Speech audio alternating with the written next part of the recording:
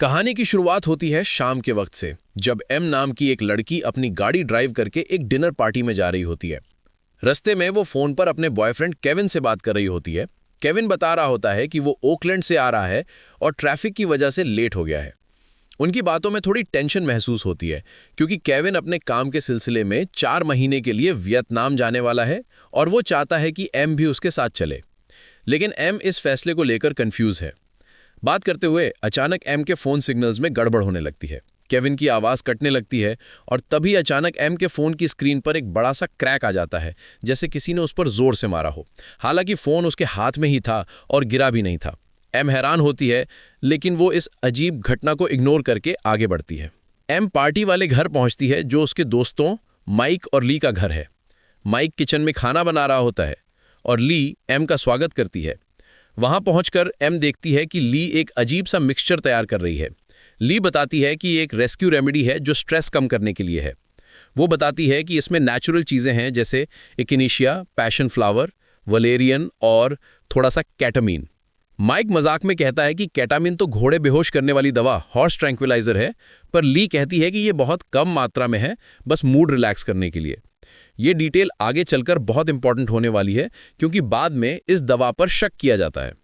धीरे धीरे बाकी मेहमान आना शुरू होते हैं। बेथ और उसका हस्बैंड ह्यू आते हैं। ह्यू थोड़ा परेशान लगता है और वो अपने भाई ब्रायन के बारे में बात कर रहा होता है, जो एक फिजिक्स का प्रोफेसर है। ह्यू बताता है कि उसके भाई ने उससे कहा था कि अगर आज रात कुछ अजीब हो तो उसे तुरंत कॉल करे। फिर वहां आमिर आता है, लेकिन वो अकेला नहीं आता। वो अपने साथ लॉरी को लेकर आता है। लॉरी का आना एम के लिए एक बड़ा झटका था, क्योंकि लॉरी दरअसल केविन की एक्स गर्लफ्रेंड है। एम को ये बात बिल्कुल पसंद नहीं आती कि आमिर बिना बताए लॉरी को ले आया। माहौल थोड़ा ऑकवर्ड अजीब हो जाता है। जब केविन वहां पहुंचता है तो वो भी लॉरी को देखकर थोड़ा अनकंफर्टेबल हो जाता है, पर सब नॉर्मल रहने की कोशिश करते हैं। डिनर टेबल पर सब लोग बैठते हैं और वाइन पीते हुए बातें शुरू होती हैं। डिस्कशन का मेन टॉपिक बनता है मिलर्स कॉमेट। ये एक धूमकेतु है जो आज रात धरती के बहुत करीब से गुजरने वाला है। एम इस टॉपिक पर बात करते हुए बताती है कि जब भी कोई कॉमेट धरती के पास से गुजरता है, कुछ अजीब घटनाएं होती हैं। वो एक रियल इंसिडेंट का जिक्र करती है जो 1923 में फिनलैंड में हुआ था, जब एक और कॉमेट गुजरा था। एम बताती है कि उस वक्त फिनलैंड में लोगों को डिसओरिएंटेशंस होने लगी थी। लोग अपने घरों का रास्ता भूल गए थे। एम एक बहुत ही डरावनी कहानी सुनाती है। एक औरत ने पुलिस को फ़ोन किया और कहा कि उसके घर में जो आदमी है वो उसका पति नहीं है। जब पुलिस आई तो उन्होंने देखा कि वो आदमी वहीं खड़ा था और दिखने में बिल्कुल उसका पति था। पुलिस ने कहा, ये तो तुम्हारा पति ही है। इस पर उस औरत ने जवाब दिया, नहीं, ये मेरा पति नहीं हो सकता, क्योंकि मैंने अपने पति को कल ही मार दिया था। सब लोग इस कहानी पर हंसते हैं, लेकिन उन्हें अंदाजा नहीं था कि ये कहानी उनकी आज की रात की सच्चाई बनने वाली है। बात आगे बढ़ती है और लॉरी, जो काफ़ी अग्रेसिव मूड में लग रही थी, एम से उसके डांस करियर के बारे में पूछती है।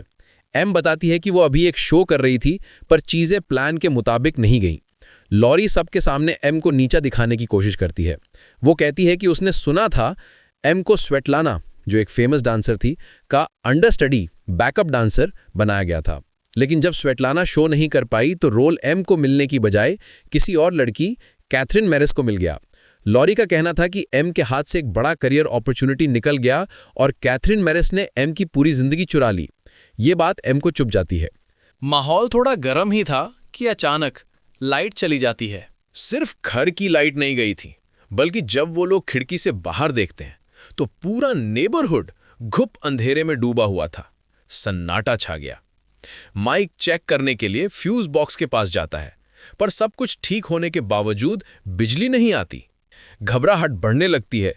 माइक कहता है कि उनके पास ग्लो स्टिक्स हैं, जो वो इमरजेंसी के लिए लाया था। माइक सबको नीली रंग की ग्लो स्टिक्स देता है ताकि अंधेरे में एक दूसरे को देख सकें। सब लोग घर के बाहर सड़क पर आते हैं ताकि देख सकें कि आखिर हुआ क्या है। बाहर का नज़ारा देखकर सब हैरान रह जाते हैं। पूरे शहर में जहां तक नजर जा रही थी सिर्फ अंधेरा था। लेकिन तकरीबन 2 ब्लॉक्स दूर एक घर ऐसा था जहां लाइट्स जल रही थीं। वो घर अकेला रोशन था इस पूरे अंधेरे समंदर में। ह्यू, जो पहले से ही अपने भाई की वार्निंग्स की वजह से डरा हुआ था, कहता है कि उसे किसी तरह अपने भाई को कॉल करना है। ह्यू का मानना था कि ये सब उस कॉमेट की वजह से हो रहा है। आमिर भी ह्यू का साथ देता है।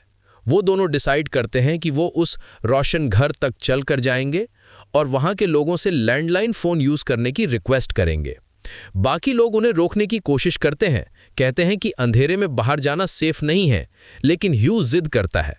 फाइनली ह्यू और आमिर हाथ में ब्लू ग्लो स्टिक्स लेकर उस दूसरे घर की तरफ निकल पड़ते हैं। पीछे घर में बचे हुए लोग वापस अंदर आ जाते हैं। माइक कोशिश करता है कि जनरेटर चालू करे, लेकिन जनरेटर भी स्टार्ट नहीं होता, जो कि बहुत अजीब बात थी। तकरीबन 10-15 मिनट गुजर जाते हैं। सब लोग ड्राइंग रूम में मोमबत्ती जलाकर बैठे हुए थे और ह्यू और आमिर का इंतजार कर रहे थे। अचानक दरवाजे पर बहुत जोर से दस्तक होती है। सब डर के मारे खड़े हो जाते हैं।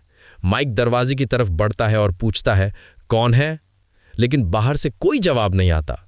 माइक धीरे से दरवाजा खोलता है, लेकिन बाहर कोई नहीं था, बिल्कुल सन्नाटा। ये देखकर सबकी हार्टबीट बढ़ जाती है।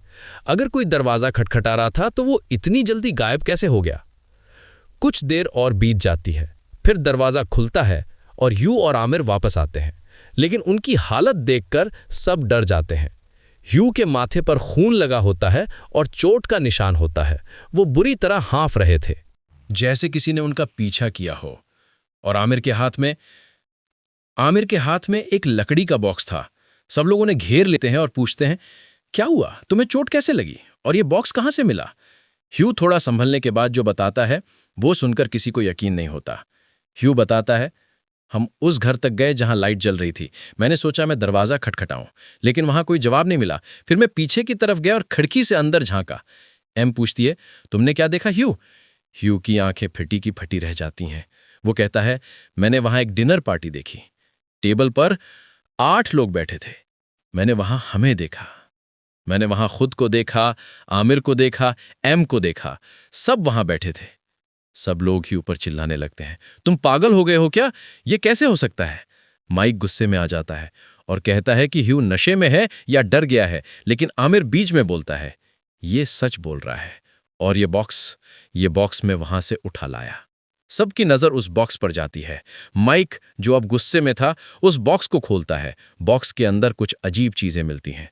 सबसे पहले एक पिंग पोंग पैडल और उसके नीचे फोटोज। सब लोग फोटोज उठाकर देखते हैं। वहां हर एक इंसान की फोटो थी, एम, केविन, माइक, सब की। लेकिन हैरानी की बात यह थी कि ये पुरानी फोटोज नहीं थीं, ये फोटोज आज रात की थीं। एम अपनी फोटो देखती है। उसने वही कपड़े पहने हुए थे जो अभी पहने हैं। केविन की फोटो भी वही थी। सबसे डरावनी बात यह थी कि हर फोटो के पीछे एक नंबर लिखा हुआ था। एम ध्यान से नंबर्स देखती है और कहती है, ये मेरी हैंडराइटिंग लग रही है। सब लोग पूरी तरह कंफ्यूज हो जाते हैं। अगर ह्यू और आमिर सच बोल रहे हैं, तो क्या वहां सच में उनका एक और वर्जन मौजूद है? और अगर वो फोटोज आज रात की हैं, तो उनकी फोटोज खींचकर नंबर लिखकर बॉक्स में किसने डाला? तभी ह्यू को याद आता है कि उसके भाई की फिजिक्स की किताब उसकी गाड़ी में पड़ी है। वो कहता है, शायद उस किताब में कोई जवाब हो। ह्यू और केविन बाहर जाकर गाड़ी से वो किताब लाते हैं। किताब का नाम था ग्रेविटेशन और उसके अंदर ह्यू के भाई के नोट्स लिखे हुए थे। उसमें लिखा था श्रोडिंगर्स कैट और क्वांटम डीकोहेरेंस के बारे में। ये एक थियरी है। इसका मतलब है कि जब तक कोई इवेंट ऑब्जर्व नहीं किया जाता, तब तक उसके सारे पॉसिबल आउटकम्स एक साथ एग्जिस्ट करते हैं। जैसे बिल्ली जिंदा भी हो सकती है और मरी हुई भी। लेकिन जब हम बॉक्स खोलते हैं, तब एक रियलिटी फिक्स होती है। ह्यू ऐड करता है, मेरे भाई की थियरी ये है कि कॉमेट के गुजरते वक्त ये सारी अलग अलग रियलिटीज, यानी समांतर दुनिया, एक दूसरे से अलग नहीं रह पाती। वो ओवरलैप कर जाती हैं। कोहेरेंस खत्म हो जाती है। सीधे शब्दों में, कॉमेट की वजह से धरती पर उनके जैसे और कई वर्जन्स पैदा हो गए हैं जो बिल्कुल उनके जैसे हैं, बस उनके डिसीजंस अलग हो सकते हैं।